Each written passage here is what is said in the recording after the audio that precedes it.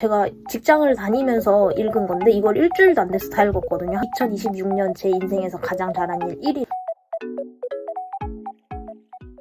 안녕하세요. 독서가 취미인 직장인 칙피바라입니다.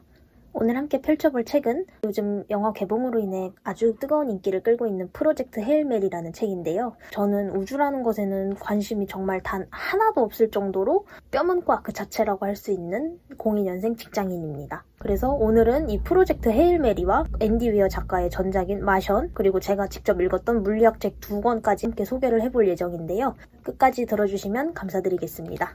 이 책은 이렇게 생겼고요. 이게 이제 영화 포스터인 것 같던데 저는 영화 포스터인지도 모르고 라이언 고슬링님인 줄도 모르고 그냥 재밌어 보이겠다. 프로젝트 헤일 메리라고 하니까 이게 무슨 내용일까 하면서 대출을 예약을 해놓고 대출이 돼서 이 책을 펼쳐봤어요.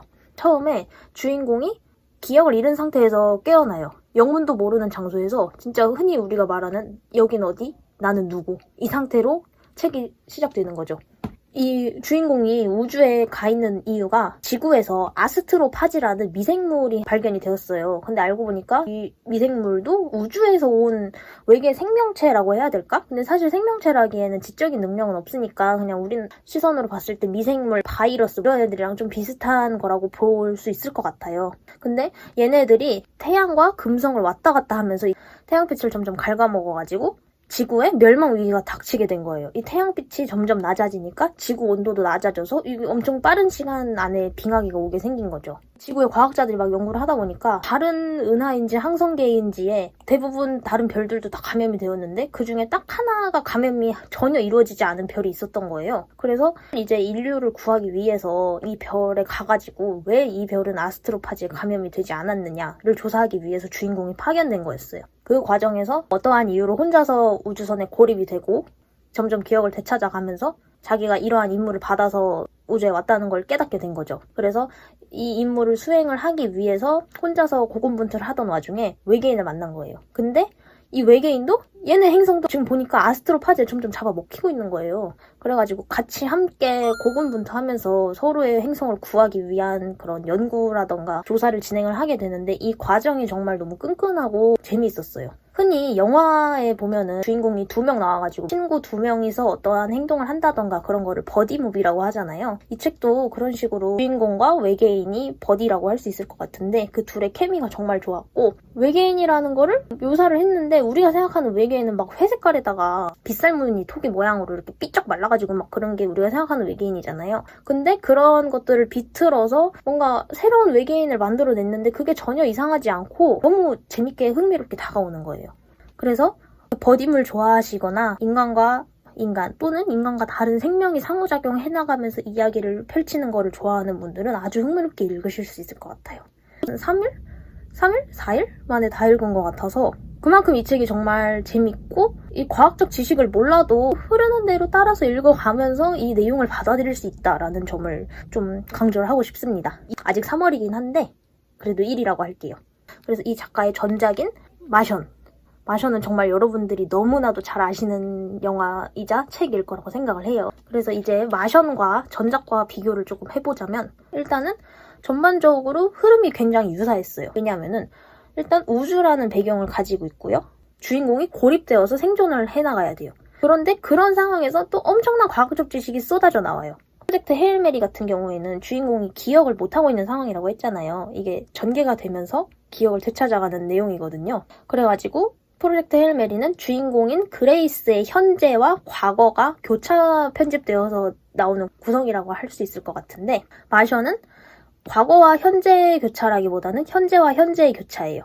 그 화성에 고립되어 있는 주인공과 이 주인공을 구하기 위한 지구 사람들의 고군분투가 서로 교차 편집되어서 나타나거든요. 읽고 느낀 감상은 와, 이 두 책의 구성이 정말 비슷하다. 근데 비슷하지만서도 서로 정말 다른 전개와 매력을 가지고 있어서 마션을 좋아하셨던 분들이라면 프로젝트 헤일 메리도 정말 재밌게 읽으실 수 있을 것 같아요. 마션을 읽을 때 패스파인더라고 96년도에 발사된 화성 탐사선에 대한 이야기가 나와요. 근데 저는 메이플 패스파인더라는 직업만 알지 화성 탐사선이 패스파인더라는 게 있는 줄도 몰랐어요. 그래서 인터스텔라도 몇 년 전에 친구가 같이 보자고 해가지고 강제로 봤는데 뭐 기억나는 거라고는 이렇게 벽 막 쾅쾅쾅 막 쳤는데 알고 보니까 그게 우주에 간 자신이 과거의 자신에게 가지 말라고 뭐 신호를 보내는 거였다. 뭐 그런 정도만 기억이 나고 그 안에 세부적인 내용은 정말 하나도 기억이 안 나는 거예요. 이렇게 제가 우주라는 거에 관심을 가질 수 있게 될 줄은 상상도 못했어요. 그만큼 저에게 엄청난 임팩트를 준 책이고 저의 인생을 좀 바꿔놨다라고 할 수 있을 것 같아요.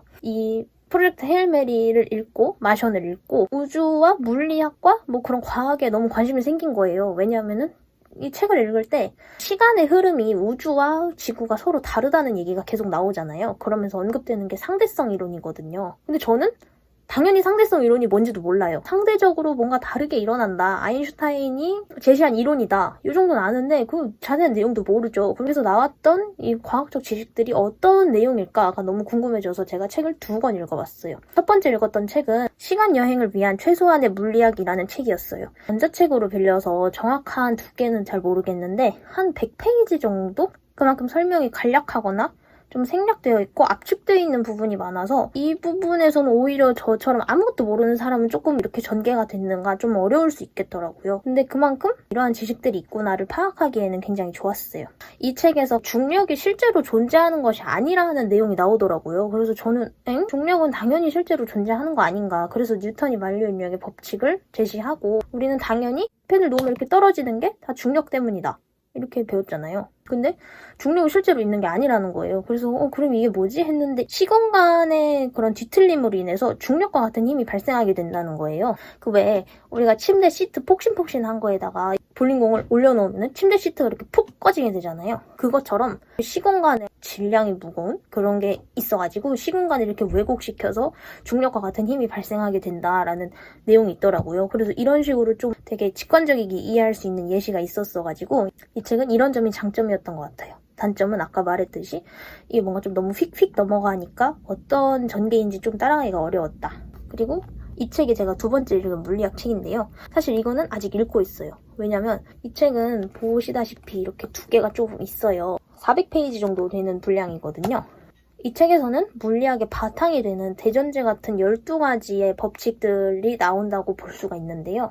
그래서 이 책에는 보면은 제목에 걸맞게 아인슈타인과 상대성 이론에 대한 것도 나오고요. 많은 사람들이 알고 있을 슈레딩거의 고양이에 대한 이론도 나오고 되게 유명하지만 정확히 어떤 내용인지는 우리가 잘 모르고 있을 법한 그런 것들을 설명을 해줘서 되게 좋더라고요. 이 책을 제가 처음에 3장까지 읽었을 때 느낀 점은 이런 원리들과 함께 일상에서 어떤 식으로 적용이 되는지를 보여줘서 좀 이해하기가 쉽더라고요. 그래서 프랙탈 구조 같은 거의 경우에는 자연이 자기 복제를 한다라는 내용이어서 뭐 눈송이의 모양도 크게 보는 부분이나 작게 보는 부분이나 다 똑같고 나뭇가지도 처음에도 나무가 이렇게 자라는데 나뭇가지 하나에서 2개가 자라고 그 2개에서 또 2개가 자라고 뭐 이런 식으로 자연이 자기 복제를 하게 된다 이런 내용이었거든요. 그래서 이런 일상적인 걸로 예시를 들어주니까 이해하기가 좋았어요. 이 앞에도 과학적인 지식들이 엄청 쏟아지긴 했는데 이게 4장에 오니까 너무 많이 쏟아져가지고 제가 머리가 조금 멍해져서 이 책을 읽는 게 그때부터 속도가 굉장히 느려지기 시작했어요. 왜냐면 저는 책을 읽을 때 제가 이해를 하고 넘어가야지 좀 직성이 풀리는 성격인데 여기서는 너무 어려운 용어들이 나오면서 생소하게 와닿는 거예요. 어쨌든 일상생활과 함께 적용할 수 있는 부분을 알려주고 굉장히 유명한 이론들을 다루고 있어서 저 책도 읽어볼만 할 것 같아요. 그래서 2가지 책 모두 어느 정도 추천을 드릴 수 있지만 첫 번째 책을 조금 더 추천드리겠습니다. 이렇게까지 과학에 관심이 없고 지식이 없던 제가 이 책 프로젝트 헤일 메리를 읽고 나서 이 작가의 전작인 마션도 읽고 물리학 책도 한 권 읽고 한 권은 지금 한 절반 정도 읽은 상황인데요. 이렇게 말씀해드리면 저 책이 얼마나 제가 추천을 해드리는 책인지 조금 와닿으실까요? 자, 오늘 프로젝트 헤일 메리에 대한 소개와 제가 읽은 물리학 책 2권 이렇게 해서 오늘 소개를 마쳐봤는데요. 프로젝트 헤일 메리를 이미 읽어보신 분들이 계시다면 어떤 점이 좋았는지, 어떤 점이 추천하고 싶은지, 아니면 반대로 좀 아쉬웠던 점은 어떤 게 있는지 댓글란에다가 적어주시면 감사할 것 같습니다. 그럼 이상으로 책피바라였습니다.